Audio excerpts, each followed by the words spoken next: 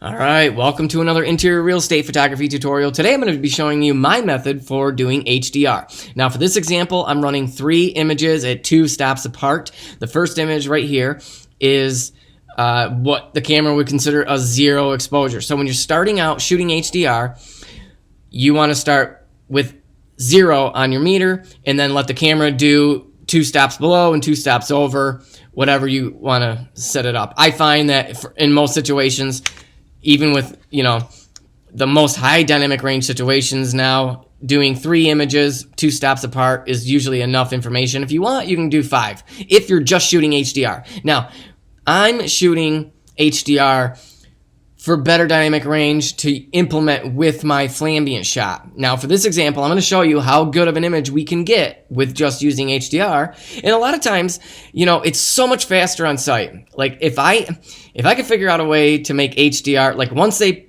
perfect software to where HDR blending looks as good as flambient, obviously I'm going to stop doing flambient. I'm just going to do HDR. But then that might be when our real estate photography business comes to an end. Whereas now you're not doing it just because you're a good photographer, you're doing it because you're a service saving the realtor time. Will that ever happen where AI is able to work and be able to put different images together and do a really clean image? I don't know. We'll have to sit and find out. So hopefully not for a very long time, if ever, because that means you're probably going to be out of business. But until then, this is the method that I'm using. So I have my 3 images right here. And what I want to do is I want to just do an initial bump on these. So I'm going to come up to my Leiwa first bump because I'm on Micro Four Thirds. I'm using the Leiwa 7.5 millimeter, which if you're coming from full frame or whatever, that's a 15 millimeter equivalent. And I'm just going to do that on all of these. What it's doing is it's correcting for vignetting and distortion within that lens. First bump there. So I might want to bring this one up just a little bit more because we want our bright exposure to be dealing with, all the shadow areas and get rid of that. In our darkest exposure, we want to be able to drop those highlights so we can see out those windows like that. And again, we want to try to make it a smooth transition. Now, if you were doing luminosity masks, you definitely want to make sure there's not such a drastic difference between the highlights and the shadows for any of these. But that looks about good to me. And now let's get our regular exposure. And I'm just going to bring this one up as if I was going to just use it as my base ambient layer. So that looks good to me. All right, let's highlight all 3 of these. You're going to right click, go up into photo merge, and then HDR. Okay, it's going to give you a preview. I'm going to click this button that says create stack. And I'm going to leave deghost amount high, even though I barely touched the camera. Auto align, auto settings, all that. And then merge. So it created a stack. Oh, okay, I see what we did here. So if I double click that, I still have my other 3 images, and it just groups it into one. So now what we can do is I'm just going to come over here to my Leiwa HDR bump. Let's see what that does. I don't like that. Interior final bump, I don't like that either. Post HDR bump with the Leiwa, don't even like that. So we're just going to take it off. Let's bring these highlights down just a little bit more. Bring this exposure up a little bit more. I mean, that would be almost it.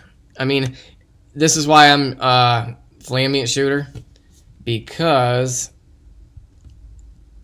HDR just doesn't quite have the pop that I'm looking for. But that's really what I wanted to show in this video, is how you can use, create, your own presets so you have like an initial bump, tweak each image to give you the best results. But this is like, we're on a lake that was a bright sunny day and it was dark in here, and that's the other thing I do is I shut the lights off. That way you're not battling 2 different types of white balance. You control the white balance a lot more. And if I just come over here and do auto, yeah, see, that's too warm. As shot is a little bit better. We're at 6,000, but we could bring this down even more to right there and maybe bump the contrast a little bit more. And again, here, if you're not going to use flash, this is where a circular polarizer filter would come in handy, because then we could really focus on eliminating this glare. Because to me right now, looking at this image, this glare on the floor is a huge distraction. I got away from using a circular polarizer because it does cut your light down to about a half to a full stop. But now that I'm using flash, I found that it's not really that much of a necessity. But I think I'm actually going to start getting back to using a circular polarizer. So I'm going to leave a link in the description to the one I use. And yeah, leave me a comment below. Let me know if you're doing HDR with your Flambient, or you're doing just HDR right now.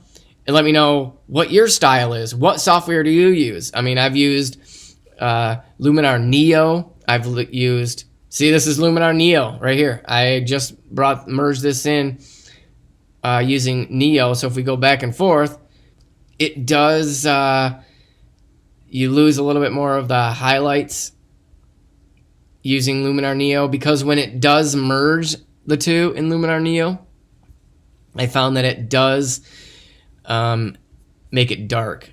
So here's another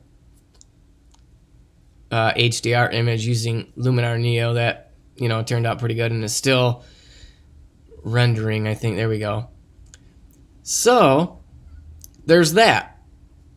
But leave me a comment below. Let me know what software you're using.